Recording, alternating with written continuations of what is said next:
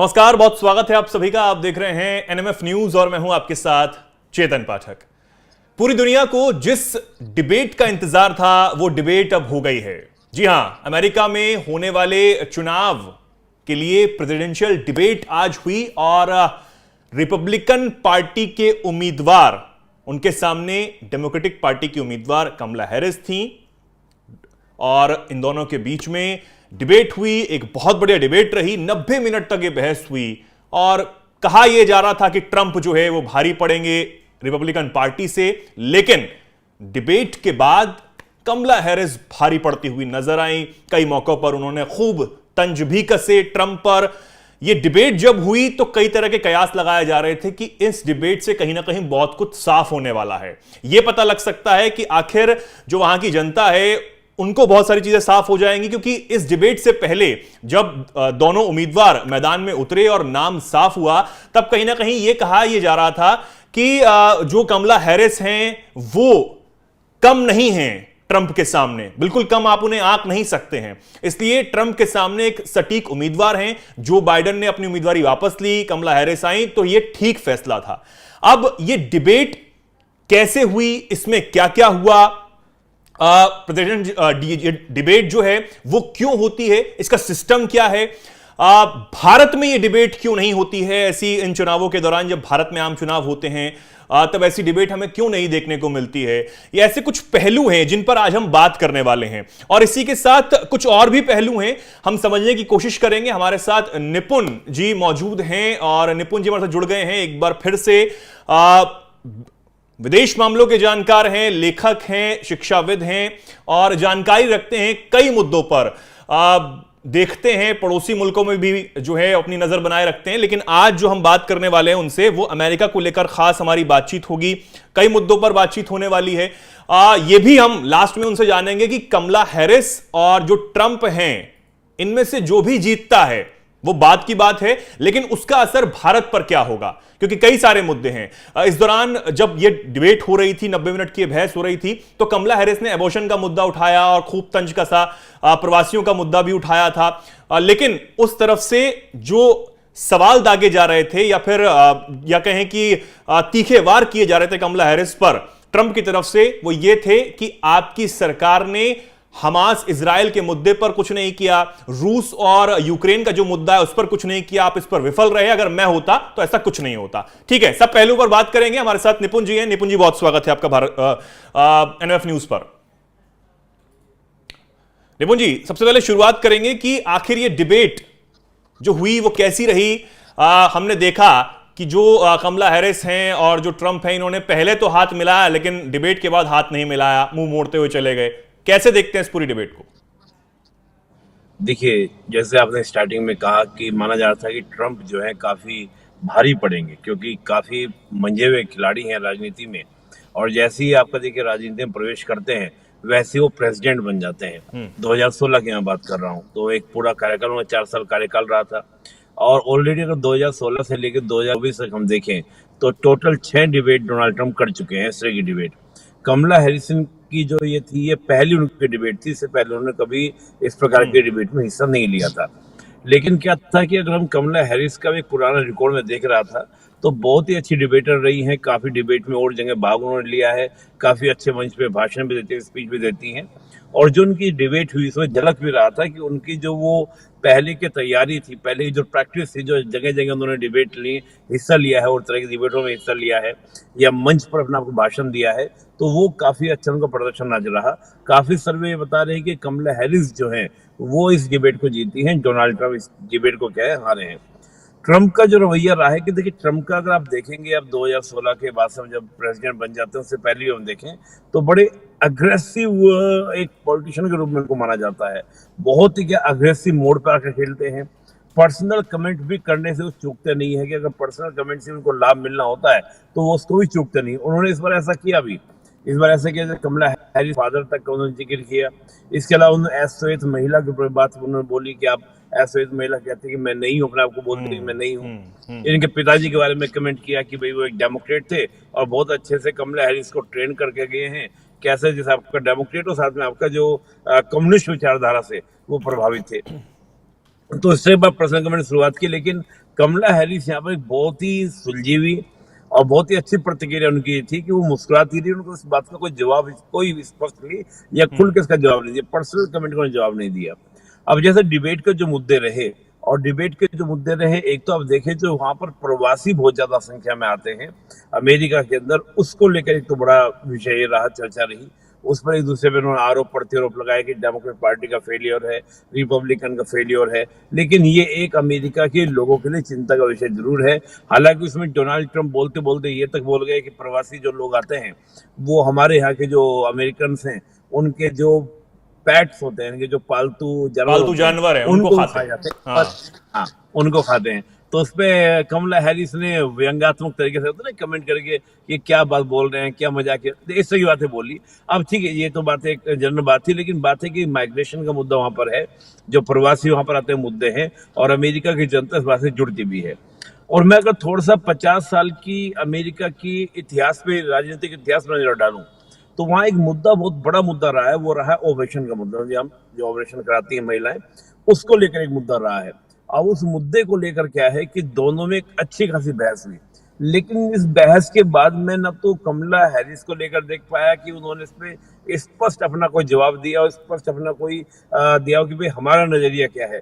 और ऐसा ही Donald Trump की ओर से उनको बहुत क्लियरली इस पे देखने को नहीं मिला। मुद्दा ये रहता है वहां पर कि भाई जो आपका गर्भपात यानी कि जो ऑपरेशन होता है वो लास्ट मंथ में, जैसे हम देखते हैं 9th है, 8 है, 7 मंथ है, उसमें अनुमति दी जाए या ना दी जाए, उस मुद्दे को लेकर बहुत बड़ी संख्या में जो नारीवादी वहां पर है, जो फेमिनिस्ट वहां पर एक्टिविस्ट हैं, उनका कहना यह है कि चाहे 9 मंथ भी हो जाए तब भी परमिशन मिलनी चाहिए। अब इसको लेकर क्या कि रेडिकल जो सोसाइटी है, चाहे वो आपका क्रिश्चियनिटी में हो या ज्यूस में हो, वो इस बात को लेकर थोड़ा सा एग्रेसिव रहती है कि भाई लास्ट मोमेंट थोड़ी आप तय करेंगे। इधर ये भी हुआ, रिपब्लिकन पार्टी के एक नेता ने ये तक कह दिया कि जब बच्चा पैदा हो जाएगा हम उसके बाद सोच लेंगे। तो इस तरह की चीजें जो हो जाती है अमेरिका के अंदर, ये अमेरिका में एक बड़ी पॉलिटिक्स बनती है। चलिए जनरल पॉलिसी की बात की, पॉलिटिक्स की बात की, दो बातों में जो मेन बातें थी जिनको लेकर एक तस्वीर से सामने दिखाई दी, वो थी आपका इजराइल और हमास का ये मुद्दा, रशिया यूक्रेन का मुद्दा, अफगानिस्तान तक का जिक्र हुआ, और साथ ही जब डोनाल्ड ट्रंप चुनाव हार गए थे, हारने के बाद जिस प्रकार के हम प्रोटेस्ट हुए, ये 4 मुद्दे हमें चर्चा में रहे और जिनमें बहुत क्लियर तस्वीर देखने को मिली। हमास और जो इजराइल का वॉर है, डोनाल्ड ट्रंप का कहना यह था कि अगर मैं प्रेसिडेंट होता तो मैं किसी तरह से हमास को इतना ताकतवर होने ही ना देता कि वो इस प्रकार के वॉर में इतना स्ट्रांगली क्या करे, प्लेयर बन के हमारे सामने, इजराइल के सामने खड़ा हो पाता। यहाँ पर आपका कहना क्या था? इनका कहना यह था कि आप होते तो आप तो अब तक इजराइल को खत्म करवा दिए होते। इनका, कमला हैरिस का कहना यह था, और हमने बहुत अच्छे से इसको हैंडल किया है, बहुत अच्छे से इसको तैयार किया है। उन्होंने ये तक कहा, कमला हैरिस ने, कि इजराइल के ऊपर जो अटैक हुआ उसका बदला लेना इजराइल का हक था, लेकिन बहुत ज्यादा जो डेथ हुई है, जो बाद में एक्शन हो रहे हैं, वो कहीं ना कहीं ह्यूमैनिटी के अगेंस्ट है। उस प्रकार की बात कमला हैरिस बोल रही थी। लेकिन मुझे लगता है कि इस पॉइंट के ऊपर कहीं ना कहीं डोनाल्ड ट्रंप का जो स्टैंड है वो ज्यादा मजबूत देखने को मिलता है। और डोनाल्ड ट्रंप जो अपने टेन्योर में थे, उन्होंने जेरूसलम को वहां पर कैपिटल डिक्लेयर करने के लिए अपनी तरफ से पूरा प्रस्ताव पास करा दिया था। ये कमला हैरिस यानी कि बाइडेन साहब ऐसा करा नहीं पाए। फिर हम देखिए कि जिस प्रकार से हमास स्ट्रांग होकर लड़ रहा है इतने महीने तक, ये लड़ पाना ये कहीं ना कहीं बाइडेन प्रशासन का एक फेलियर की तरह से है। तो यहाँ पर मुझे लगता है कमला हैरिस जो है मजबूती से अपनी बात को नहीं रख पाई। फिर रशिया और यूक्रेन की वॉर की हम बात करें, कमला हैरिस या डेमोक्रेट पार्टी कितनी भी दलील दे ले, 2 साल से अधिक समय तक आपका वोट चल रहा है, और वोर का अब तक कोई नतीजा नहीं निकल रहा है, लगातार ये वोट चल रहा है। इस वॉर का कोई ना कोई परिणाम आना चाहिए था, युद्ध विराम होना चाहिए था, वो आपको होता नहीं दिख रहा है। यहाँ पर डोनाल्ड ट्रंप कहना था कि मैं ये होता और मैं अगर प्रेसिडेंट बनता हूँ तो 24 घंटे के अंदर मैं रुकवा सकता हूँ। हालांकि कमला हैरिस की ओर से प्रतिक्रिया, लेकिन मैं मानता हूँ प्रतिक्रिया बहुत संजीदा प्रतिक्रिया नहीं थी। उनका कहना था कि पुतिन, अगर डोनाल्ड ट्रंप प्रेसिडेंट होते तो पुतिन कीव में बैठे होते। ये हालांकि इस दौरान कमला हैरिस ने अफगानिस्तान से जो सेना हटाई अमेरिका की, उसका भी जिक्र किया। उन्होंने कहा कि मैं कहीं ना कहीं इसका समर्थन भी करती हूं कि आपने सेना जो है वापस बुला ली। इस तरीके का भी उन्होंने बयान दिया था। हाँ, जब एंकर ने पूछा कि भाई आपका अफगानिस्तान के ऊपर क्या स्टैंड है, तो कहा जो बाइडेन साहब ने डिसीजन लिया था मैं उसके समर्थन में हूँ, क्योंकि पहले के उन्होंने कहा कि हम बाइडेन साहब से पहले जो 4 प्रेसिडेंट थे उनके द्वारा परमिशन दे दी गई थी, लेकिन डोनाल्ड ट्रंप ने प्रतिक्रिया दी। कि भाई हम तो पूरी प्रिपरेशन के भागने को तैयार थे ना, ये थोड़ी कि आप एकदम छुट के वहां से खुले आप आ गए। इससे क्या हुआ कि तालिबान जो है हमारे सैनिकों को चुन चुन के मार रहा था, और जब मैं प्रेसिडेंट था मैंने खुल के बोला था तालिबान को अगर एक भी अमेरिकन सैनिक मारा गया तो उसके परिणाम को भुगतने पड़ेंगे। उसका परिणाम क्या था कि पूरे जब तक डोनाल्ड ट्रंप रहे तो डोनाल्ड ट्रंप के समय में एक भी अमेरिकी सैनिक मारा गया। मैं मानता हूं कि देखिए फॉरेन पॉलिसी के ऊपर डोनाल्ड ट्रंप और अगर कमला हैरिस की बात करते हैं तो जब फॉरेन पॉलिसी में अमेरिकी प्रेसिडेंट के रूप में हम देखें तो डोनाल्ड ट्रंप को एक बेस्ट प्रेसिडेंट माना जाए in the comparison of Kamala Harris और आपका डोनाल्ड ट्रंप के समय में, अगर हम दोनों कंपैरिजन करें। हाँ, इंटरनल पॉलिसीज को लेकर चीजें बदल सकती है।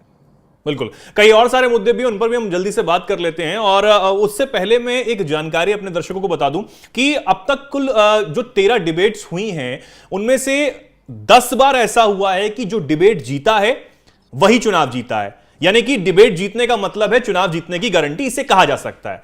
लेकिन 10 में से माफ कीजिए 13 में से 10 बार तो ऐसा हुआ, लेकिन 3 बार ऐसा हुआ है कि जो डिबेट जीता है पर चुनाव हार गया।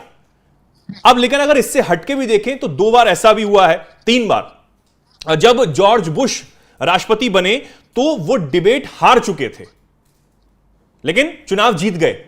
और 2016 में डोनाल्ड ट्रंप जब प्रेसिडेंशियल डिबेट हुई तो वो तब डिबेट हारे और चुनाव जीत गए।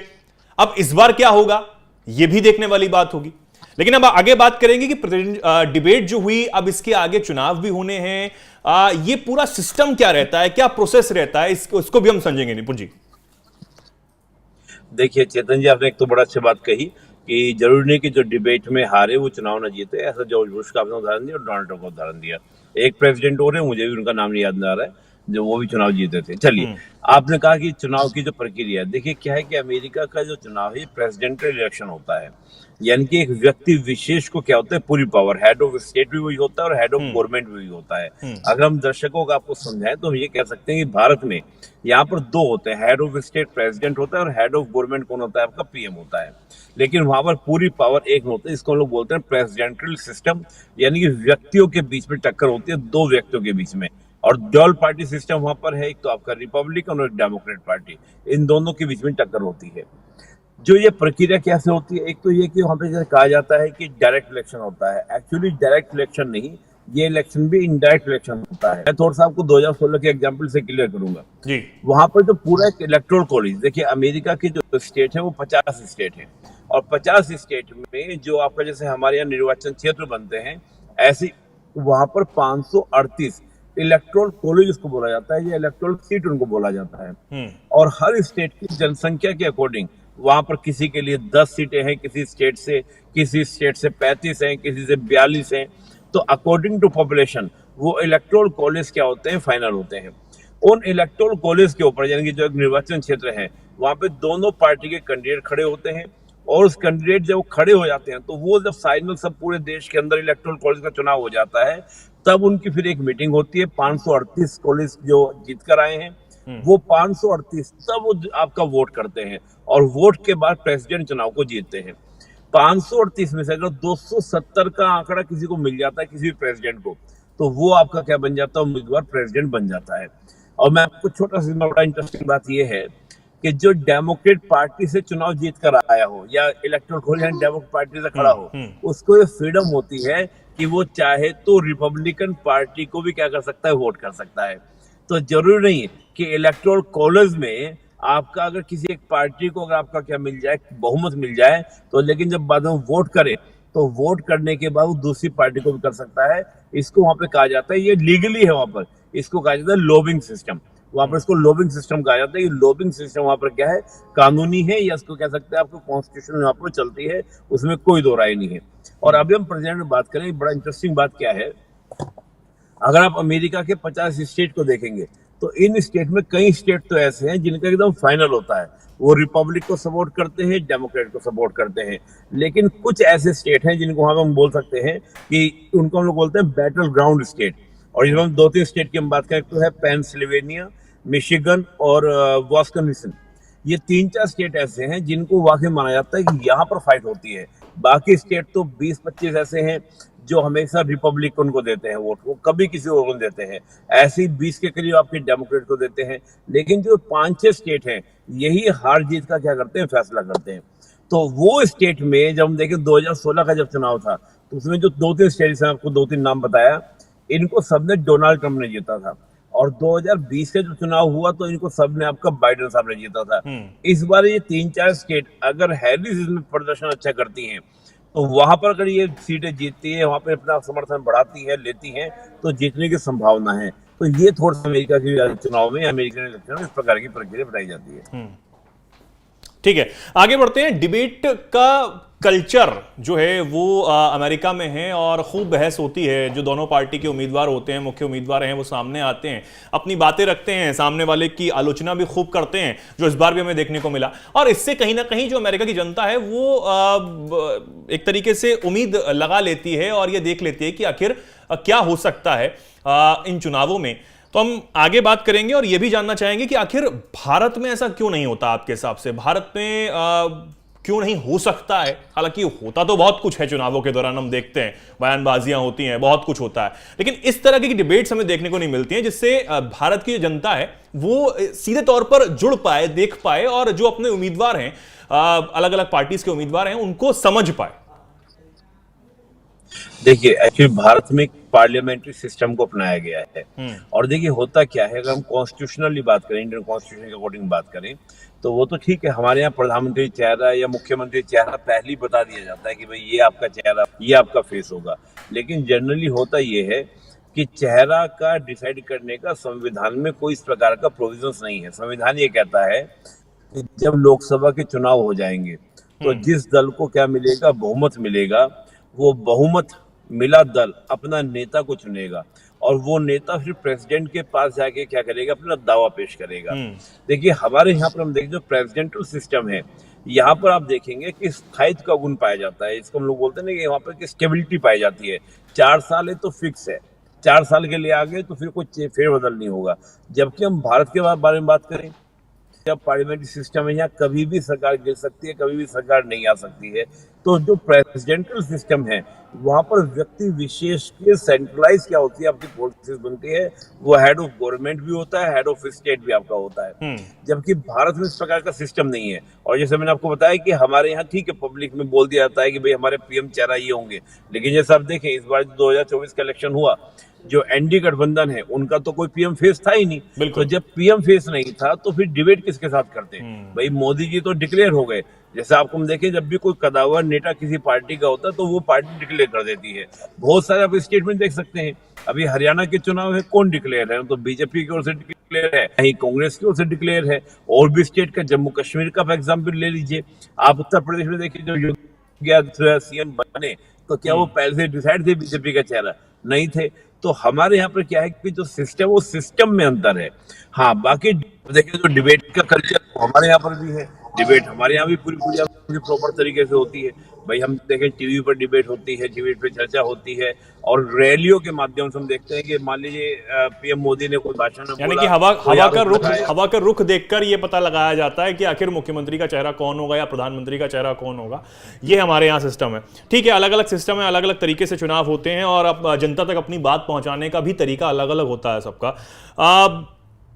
पॉसिबिलिटीज क्या लगती हैं आपको अमेरिका में? क्योंकि कमला हैरिस जो हैं वो एक क्योंकि समर्थन उनके पास अच्छा है, पूर्व राष्ट्रपति का समर्थन उनके पास है, जो बाइडेन की वो पार्टी के वो भी कहीं ना कहीं पूरी तरीके से समर्थन कर रहे हैं। और अगर अब देखा जाए तो कमला हैरिस जब भारतीय मूल से आती हैं तो भारत से भी बहुत सारी चीजें उनके पक्ष में देखने को मिलती हैं। ये भी देखा जाता है कि कमला हैरिस अच्छी एक वक्ता भी हैं और हमने इस डिबेट में ये देख लिया कि अच्छी वक्ता के साथ अच्छी श्रोता भी हैं और व्यंग्यकार भी, कहीं ना कहीं कहा जा सकता है कि व्यंग्य भी अच्छे कर रही हैं।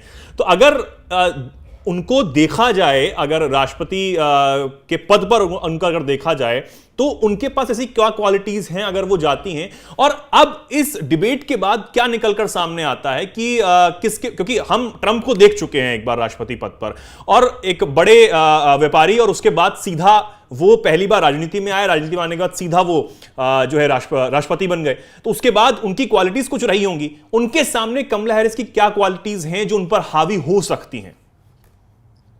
देखिए, अभी जैसे हम सर्वों की बात करें, वहाँ पे जो सर्वेज हुए हैं, सर्वेक्षण जो भी हुए हैं, उसमें हालांकि वो कमला हैरिस को बढ़त दिखा रहे हैं। हालांकि जब डोनाल्ड ट्रंप उम्मीदवार थे, जो पहली डिबेट के और आउट हुए हैं, तो उस समय डोनाल्ड ट्रंप को बढ़त दिख रही थी, लेकिन कमला हैरिस के आने के बाद में परिवर्तन आया।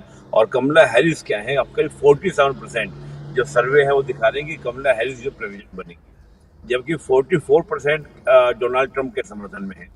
लेकिन कई बार ऐसा भी हुआ है कि ये सर्वे गलत साबित हुए हैं। और सर्वे का, देखिए सर्वे आप जानते हैं, भारत के बारे में बात करें तो सर्वे किस नंबर को लिया गया है, कहाँ से आपने सर्वे लिया गया, बहुत सारी बातें इसमें क्या करती हैं, मैटर करती हैं। लेकिन कांटे की टक्कर अगर 47 और 44 की हम बात करें तो 3% का अंतर है। हाँ, ये अंतर बहुत ज्यादा होता, 10% से आसपास होता, 7-8% होता, तो फिर तो हम जीत का दावा कर सकते थे। तो अभी कांटे टक्कर। और दूसरी बात, अभी एक डिबेट और होनी है, उस डिबेट के बाद शायद तस्वीर काफी क्लियर हो जाएगी, काफी ज्यादा सर्वे आपकी ओर आ जाएंगे, पब्लिक का मूड भी और ज्यादा क्लियर हो जाएगा। क्योंकि जैसे अभी ये डिबेट आज हुई है, इसके बाद पब्लिक का मूड तैयार होगा कि भाई किसको चुनना है। क्योंकि अभी तक तो आमने सामने पहली बार ही हुए हैं, पहली बार तो डोनाल्ड ट्रंप और बाइडेन साहब थे, तो हैरिस के साथ तो पहली बार डोनाल्ड ट्रंप आमने सामने हुए हैं। इसके बाद पब्लिक का एक मूड तैयार होगा कि पब्लिक किसके पक्ष में जाएगी और वोट करेगी। तो मुझे इस प्रकार का ये लगता है। ठीक है। जनता का मूड कहीं ना कहीं साफ हो जाता है इन चीजों से कि आखिर डिबेट में क्या कुछ निकल कर सामने आता है और आने वाले चुनावों में क्या हो सकता है, और छनछनकर खबरें भी सामने आने लगती हैं। ठीक है, आगे बढ़ते हैं। एक और मेरा आखिरी प्रश्न ये रहेगा कि ट्रंप और कमला हैरिस, इनमें से कोई भी आता है तो भारत के नजरिए से या फिर भारत की तरफ क्या बदल सकता है, रुख बदल सकता है, क्या कुछ हो सकता है, क्या असर पड़ सकता है भारत पर? क्योंकि अगर हम भारत के परिप्रेक्ष्य में देखें तो देखिए, अगर हम इंडिया के परिप्रेक्ष्य में बात करते हैं तो डोनाल्ड ट्रंप का अभी से आप स्टार्टिंग से देखें, मैं कहूँ 2016 में आप देखेंगे तो थोड़ा सा भारत के अगेंस्ट, एक्चुअली हम ये भी नहीं कह सकते कि भारत के अगेंस्ट, उनकी पॉलिसी सीधी सी ये थी, यूएस फर्स्ट, वो चले थे अमेरिका फर्स्ट की नीति के ऊपर। और जहां भी उनको लगता था, चाहे वो नाटो के साथ बात करें, उन नाटो की जितने अलाई कंट्रीज थे जो नाटो के मेंबर थे, उन सबको उन्होंने क्या कहा, पैसा दो तभी सुरक्षा कम देंगे, हम तुम्हारी सुरक्षा को क्या करेंगे, सिक्योर करेंगे, चाहे वो जापान हो, साउथ कोरिया हो। ऐसे नजरिया उनका भारत और चीन के प्रति भी था। जैसे जीएसपी एक ये जनरलाइज जो प्रोडक्ट्स होते हैं, या 90s के दशक में अमेरिका ने क्या कहता है कि इंडिया से जो प्रोडक्ट जाएंगे अमेरिका में तो उनको टैरिफ नहीं लेगा अमेरिका, जिससे इंडिया के अंदर से प्रोडक्ट जो है ज्यादा ज्यादा अमेरिका में जाए और अमेरिका के प्रोडक्ट इंडिया में ज्यादा से ज्यादा बिके, उसको समाप्त कर दिया टैरिफ को कि हम टैरिफ लगाएंगे।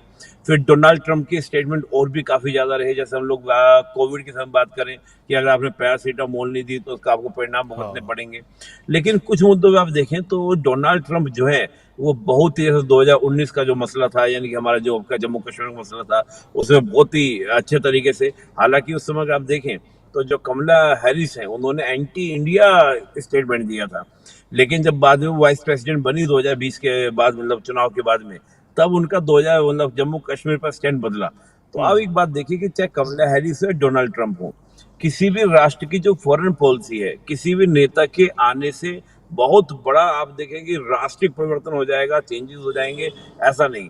लेकिन ये फैक्ट है कि अमेरिका के राजनीति में आप देखेंगे, जब भी रिपब्लिकन पार्टी रही है वहां पर आपका अमेरिका के अंदर, तो भारत से रिश्ते बेटर हुए हैं, भारत को काफी ज्यादा बेनिफिट हुए हैं। लेकिन जब वहां पर डेमोक्रेटिक पार्टी है तो भारत को थोड़ा सा समस्याओं को झेलना पड़ा। जैसे आप देखें जॉर्ज बुश का प्रेसिडेंट बना होना, तो जॉर्ज बुश के समय हमारे साथ न्यूक्लियर डील का होना, लेकिन जब आपके ओबामा है तो संबंधों में उतना मधुरता नहीं रही। हालांकि अच्छे संबंध रहे, बराक ओबामा भारत विजिट भी करना है, रिपब्लिक डे में शामिल भी हुए, लेकिन उस तरह की गर्मजोशी नहीं थी जैसे जॉर्ज बुश के समय में थी। फिर हम देखें आपका बाइडेन साहब के समय में देखें, बाइडेन साहब संबंधों में रहा, क्योंकि नेशनल पॉलिसीज हैं। बहुत बार बाइडेन साहब नाराज भी हुए कि आप यूक्रेन को बोलिए, रशिया के ऊपर बोलिए, आप जाके समझौता कराइए, बात कीजिए अफगानिस्तान के मुद्दे पर। तो आप देखें दोनों ही तरीके से, चाहे डोनाल्ड ट्रंप की हम बात करें, लेकिन डोनाल्ड ट्रंप ने काफी ज्यादा हमारे लिए अग्रेसिव स्टैंड भी लिए, चाहे वो आपका एनएसजी का मेंबर बनाना हो, या आपको ऑस्ट्रेलियन ग्रुप का मेंबर बनाना हो, वाशिंगटन अरेंजमेंट का मेंबर बनाना हो, यानी कि न्यूक्लियर से जुड़े जितने भी आपके या वेपन से जुड़े जितने भी आपके एजेंसीज हैं उनमें मेंबर बनाया गया।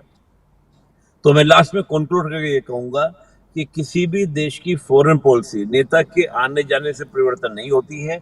हाँ, हम थोड़ा बहुत अमेरिका की पॉलिटिक्स में वहां की पार्टी का प्रभाव मान सकते हैं और थोड़ा बहुत नेता का प्रभाव भी, लेकिन आज अमेरिका को इंडिया की जरूरत है, क्योंकि जो ज्योग्राफिकल आप देखेंगे, जो पूरा एक सिनेरियो जो चेंज हो रहा है, भारत आज बैल की भूमिका है। भारत वो देश है जिसके पाले में बैठ जाएगा, उसका क्या होगा दावा बिल्कुल या बिल्कुल उसकी बिल्कुल। मजबूती अमेरिका अमेरिका के आगे लगाते हैं महाशक्ति, लेकिन जिस तरीके से भारत आत्मनिर्भर होकर आगे बढ़ रहा है, जल्द ही भारत भी एक बड़ी महाशक्ति बनने वाला है और उसकी तैयारी भी खूब जोरों शोरों से चल भी रही है।